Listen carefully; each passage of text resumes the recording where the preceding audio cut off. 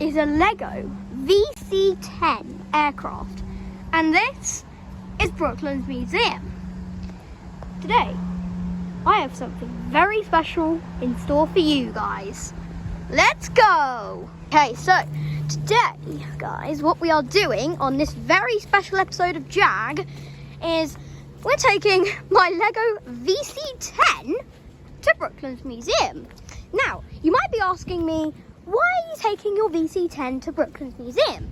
Well, they have how many VC-10s, Podge? Two VC-10s. And so we are taking this Lego VC-10, to the Brooklyn's VC-10s. They've been featured in a few videos, but they don't get too much spotlight. So today we're going to be showing the Lego VC-10 to the real ones. Hey guys, so we are now in Brooklyn's. We're just talking to the guy at the desk and showing him my VC-10.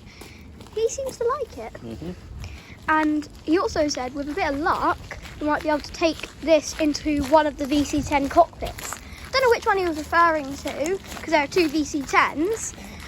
I presume probably the Sultan's. Maybe. Because that's the one that's always open. The British Airways one isn't always open. And Podge, can you take the camera? Yep. Remember, if I want to jump cut, press the pause button on the bottom.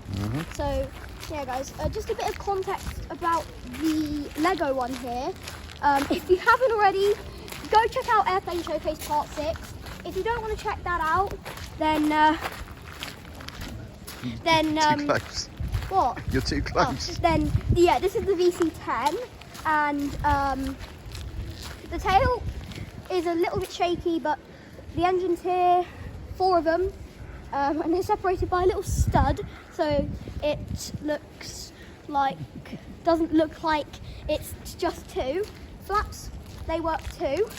So yeah, and Podge is having the camera because whenever we go to Brooklyn's, he's usually the one behind it because, you know, I need to talk and stuff, and it's not as good when I'm behind it and Podge is just here. So it's useful having you on the camera so I can do. What you're trying to say is I'm an excellent cameraman, yeah? Pretty much, yes. You are a good cameraman. So yeah, guys. This is one of my favourite builds that I've made. I really love how my VC-10 has turned out, and yeah, it's really good. So we'll see you at the first VC-10. So this is my British Airways VC-10, and this is the one they have here at Brooklyn's. And you might be asking, why do they have VC-10s at Brooklyn's Museum? Well, that's because VC-10s were actually manufactured here, weren't they? Yep. Well, parts of them. Well, no, they were fully manufactured here, along with other plants, obviously. But when Brooklyn's Museum was making aircraft, all of the planes here you see today were made here. Like the Concorde, that VC-10, this VC-10, the 111. Every aircraft here was made here. And so they have been brought home. So let's see. This one is closed.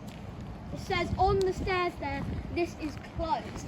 So just a little fact about this plane. If you want to read this, pause now. Otherwise, we'll just admire it. And yeah, it's quite magnificent. And this is British Airways. This is also British Airways. So the landing gear that it currently has, it has front gear, which is its proper front. But the rear landing gear is actually not its real landing gear. Its rear landing gear has been removed because on the Sultan's VC-10, that has the proper VC-10 landing gear. But this one is just like trailer landing gear. So the Sultan's one is what the landing gear should look like. And another plane that is sadly closed today is the Concorde. It's unfortunately closed. Looks like airplane wheels though, doesn't it? Yes, but that's because they're big, so they can accommodate a plane.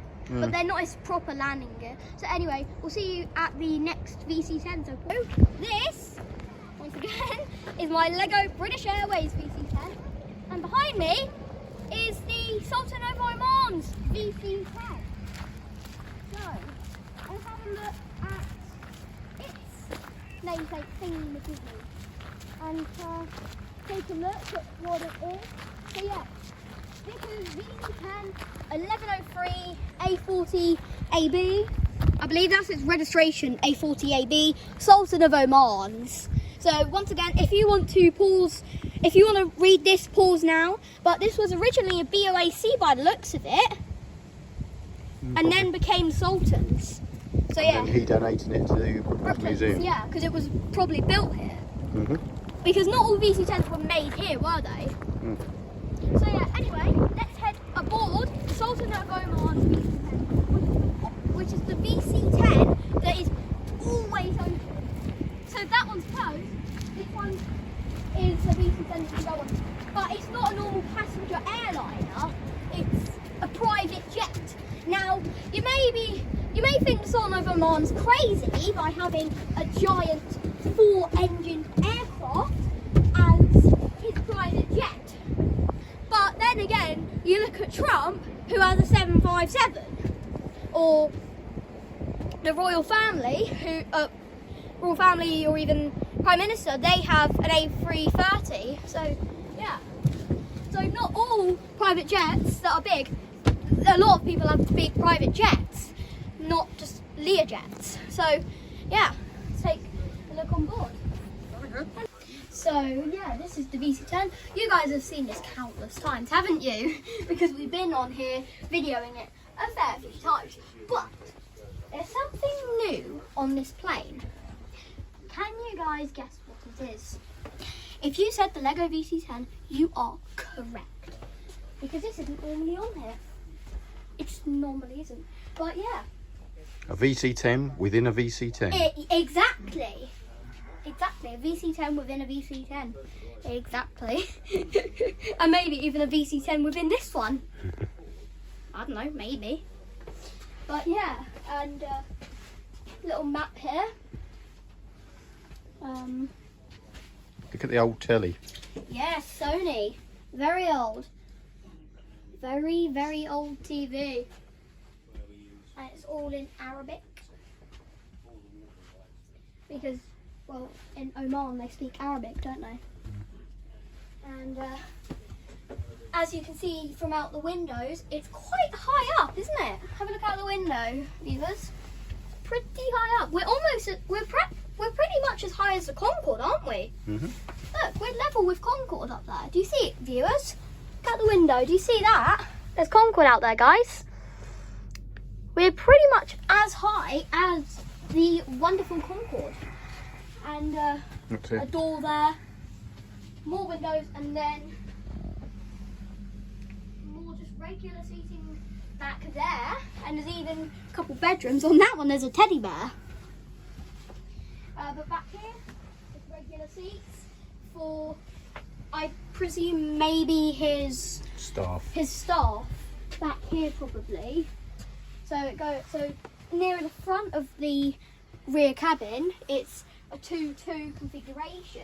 Still plenty of leg room though. Yeah, this is like first class, but with like economy seats, isn't it? They've got plenty of leg room. So yeah, nearer the front of the rear cabin, it's 2-2 configuration. So what I mean by 2-2 is you have 2 seats on one side, 2 seats on the other. But near the back here, these last 2 rows, it's a 3-3 configuration. Don't know why they decided to have a 3-3 in the back here. Why do you think they decided to have a 3-3? Yeah, too many staff and you had to squeeze them in. Probably, and they couldn't make the cabin bigger because they have all this stuff back here. I mean, it's pretty reasonable. He probably had quite a bit of staff. Yeah, this is the kitchen back here. Big, isn't it?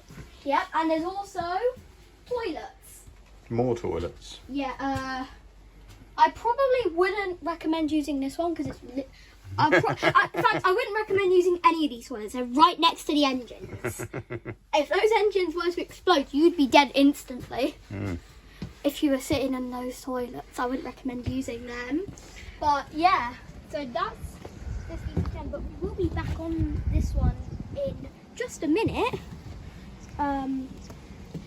But yeah, the nice wings there, the engines, because on that side the engines are covered, this side you can have a look at the engines,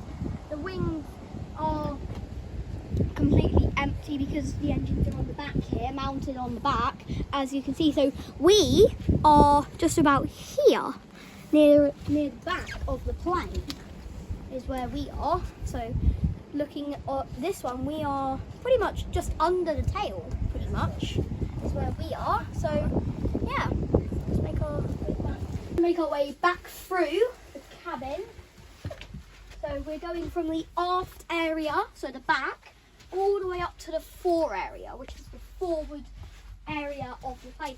And they even had a fan. I don't think that was part of it. That's a modern day one. Maybe. That's here for when the warmer weather's here and you have to try and keep it cool. Keep the visitors cool. Yeah, probably. Same as that radiator. One That's a here. modern radiator as well. Radiator? Yeah, Oh yeah. keep it warm. And then there's another fan up here. Mm. But yeah. Another telly. That's an original, yeah. That's another telly. There's two tellies in this one room. Old square Two telly. tellies in this one room. Yep. That old. Yes. They probably only had But 3 channels in those yeah, days. probably. No, you couldn't receive any. Because you're up in the air. It was only recording. No, because in those days the radio frequency used to transmit the signals was what we call VHF, and at the speed the aeroplane flew, you'd have been crossing what we call wave boundaries very quickly, and the picture would have flickered like that. So it's used as a video recorder, and round the back behind that bulkhead behind that television there's a slot where the video recorder went. Mm-hmm. Yeah, I'll show you. That's where the video recorder went. In there. So you learn And then something the- every day, guys. Then that powers both televisions. Ah. Viewers, you learn something new every day, I guess. You're clever, aren't you? Yeah. Hang on, I've got a nice question for you. Look at what we've got on the wall there. Look, we've got 2 clocks. Yep. They're both right, but they're both different. Why? Because one's in English time, one's in Omani time. That's right. And what's the little brown box for? Don't know. Storing all the VHFs? No. Mm. You can see it's got a big slot at the top so you can put something in it. Only a little slot at the bottom so it won't fall through, but you can, whatever's in there you can put your fingers there to push it out, and there's a nice big space at the front, nice big window so you can see what's inside. What would it be? Don't know. Something very important. Don't know. What religion do you think this gentleman followed? Hindu? No. Muslim? Yes. And that's a clue. What do you think was in the box? What's their equivalent of the Bible? I don't know. The Quran. Quran, that's right. And that's what would go in there. So the Quran would go in there. That's right. And to give you some idea of His Majesty's sense of humour, because he spent 6.5 years in the British Army, so he had a decent sense of humour. I was talking to him one day and he said, sometimes, he said, I carry an Arabic translation, he said, and I take an English translation, he said, and I take the Arabic one out and I put the English one in.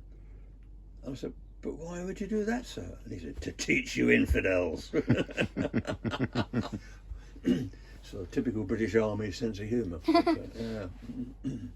So on the Royal, as a matter of interest, you want to see what some of the Quran says, only a small bit. These on the wall are quotes from the Quran. And years ago I took a nice picture of this one here, which we didn't know what it said, and took it to a gentleman who's one of the mullahs in Hounslow, and he translated it for us. And that's what we got there. Hmm. Do you know where Oman is? It's in the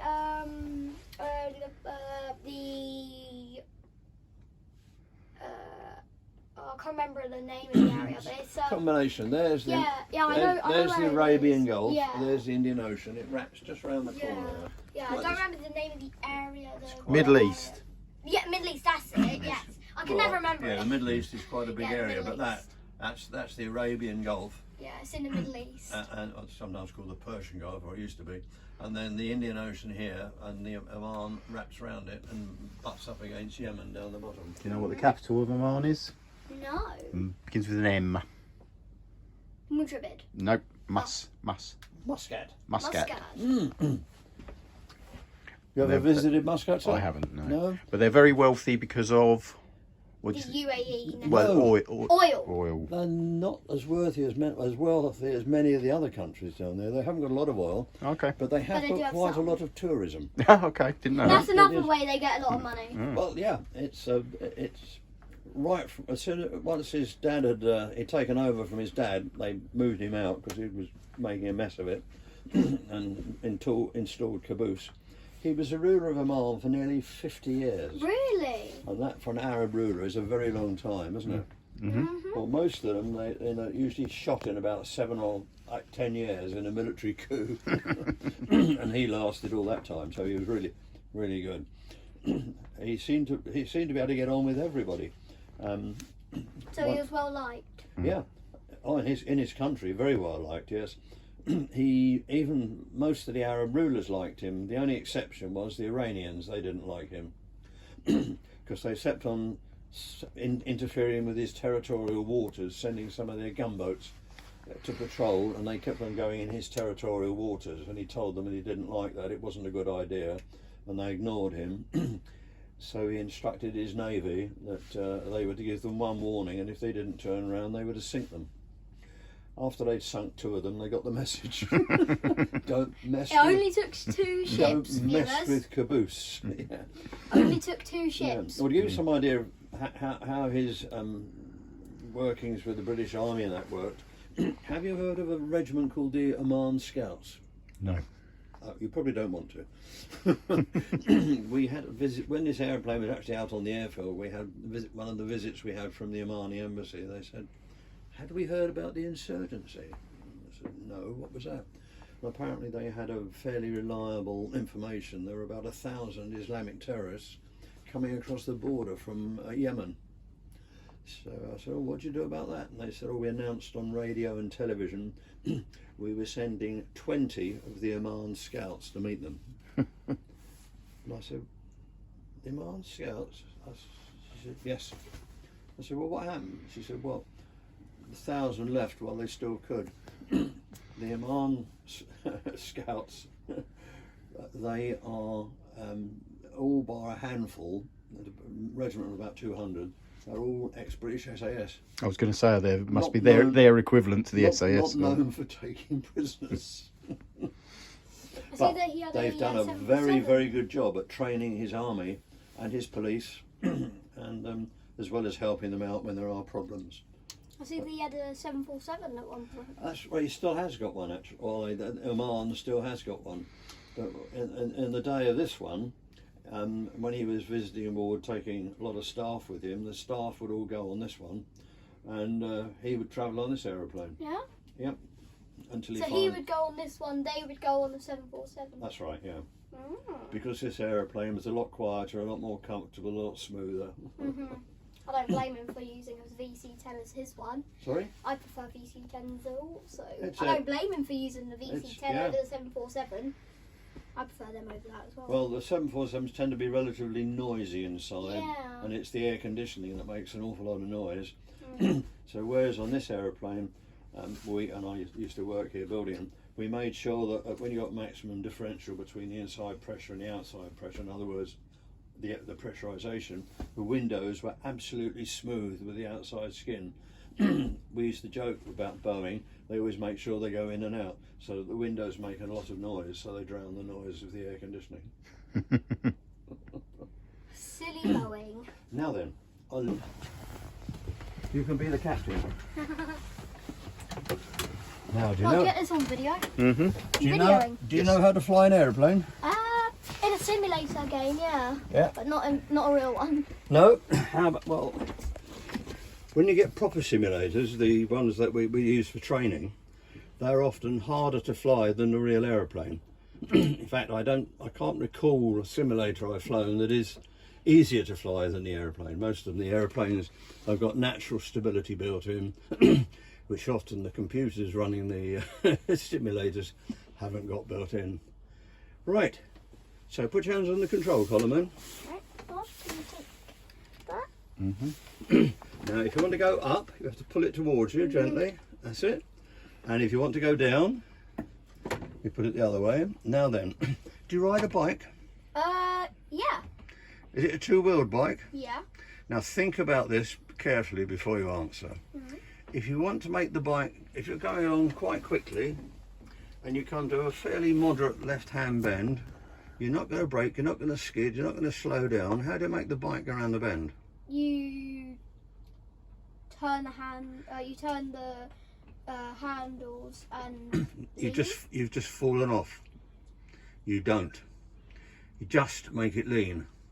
Oh. Now, in fact, if you were to watch very carefully, I said a left turn. If you were to watch very carefully, a fraction before you started to lean, the handlebars give a little movement in the wrong direction. It's what we call counter steering, and that's what starts you falling off in the direction you want to go. You are probably totally unaware of it, but when you're older, and if you're taught to ride a motorbike properly, you should be taught about counter steering. And you can see it on racing motorcyclists, particularly if they're coming to a chicane. They use that very quickly to tap, just a tap in the wrong direction to make the bike manoeuvre quite quickly. I assume this little handle here, is that the tiller? The what? The tiller? Tiller? It's not a boat. Boats have tillers. That's the nose wheel steering. Ah. I've always known them as tillers on other aircraft. On other planes they're called tillers. Well, it's not on this one, and it's not on Concorde either. It's called nose wheel steering. To me, a tiller is what I use out the back of a yacht or a boat. Well, on some planes I know that as a tiller. On most modern planes they're called tillers. No, they're not. Well, planes that I know of. What aeroplanes are those? Well, every Airbus aeroplane I know, it's called nose wheel steering, and every Boeing aeroplane I know, it's called nose wheel steering. Bombardier the same. Even Boeing military aircraft, it's referred to as nose wheel steering, although often the nose wheel steering is done on the rudder pedals. On Concorde, for instance, if you put full rudder on the ground, you get 10 degrees or thereabouts of movement of the nose wheel steering. So you can taxi the aeroplane with your arms folded, keeping it straight, just with your feet. I managed to find a volunteer guide. So guys, this is the cockpit of the VC-10 here. Just turn him down. Quite a lot of controls, as Sorry? you can clearly see, guys, because it's quite an older aircraft, and a very key way to tell it's an old plane is, well, it's got a flight engineer's area. So yeah, that's one very distinct way you can tell an aircraft is old, because most modern planes, as you probably know, have only got pilot, co-pilot, no flight engineer seat. So yeah. So the job that was done by a flight engineer, how is it done now? Overhead panel, I'm pretty sure. Computers. Well, it's done by computers, but the interesting thing is, when there was two pilots and a flight engineer, if there was a problem with the aeroplane, the pilots would normally consult the flight engineer and say, what do you think? And the flight engineer would say, oh, it's right, yeah, I can cope with that, no problem. Or, might help if we went a bit slower or a bit lower. Or, can we land fairly soon, please? Or, for goodness sake, get us on the ground as quickly as possible. Now, the flight engineer would make those decisions because he's paid an awful lot of money into the pension scheme and intends to draw the maximum amount out. Nowadays, those sort of decisions are not naturally, they're actually made by the pilots, but they're lent on very heavily by what the computer says. But the person who programmed the computer is safely sitting on the ground behind their desk. So if they got it wrong and it crashes, it doesn't kill them. Whereas if it was information coming from a flight engineer, if he got it wrong, it could kill you. Would it be flight engineers that have probably contributed to the programming though? Probably. Invariably not, unfortunately, because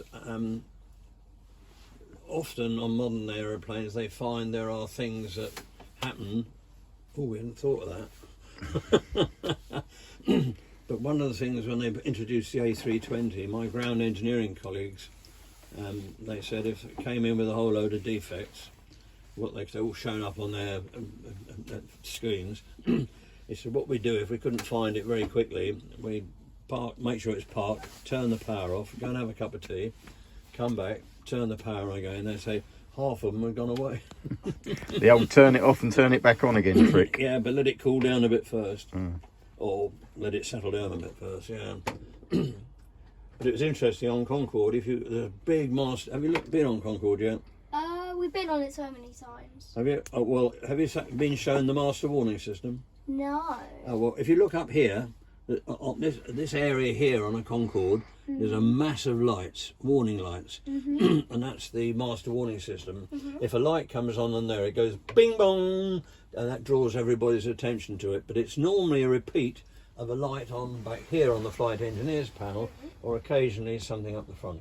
But the interesting thing would happen, you get bing bong, and two sets of eyes would always turn to look at the flight engineer, because it's invariably his problem to sort out. Just occasionally it was nice to say it's one of yours, because so if the signalling mode had changed from blue to green, it would be shown on a little panel in that position. So it was nice to tell the pilots it wasn't the flight engineer, it's running. But even then they'd say, oh yes, it's signalling mode, and then they turn and ask the flight engineer, is it all right to try and reset it? Yeah, go on, give it a try. And what we did, there's some cooling vanes in the tunnel where all the computers are, and there's little round panels with cooling vanes on them, and they were all pointing down. And one of them we got turned the other way, so that when you're sitting in the flight engineer's seat, you could turn around, look down the vanes, and you could see the LEDs that told you what was going on with the flying control computer, without having to take the panel down. You say, quick look round, yes, all right, give it a try. And invariably it would go straight back in the end. That seat can swivel. Sorry? That seat can turn around. Oh, cool. That's cool. No, Autopilot. far more important than that. Autopilot? No, far more important than that.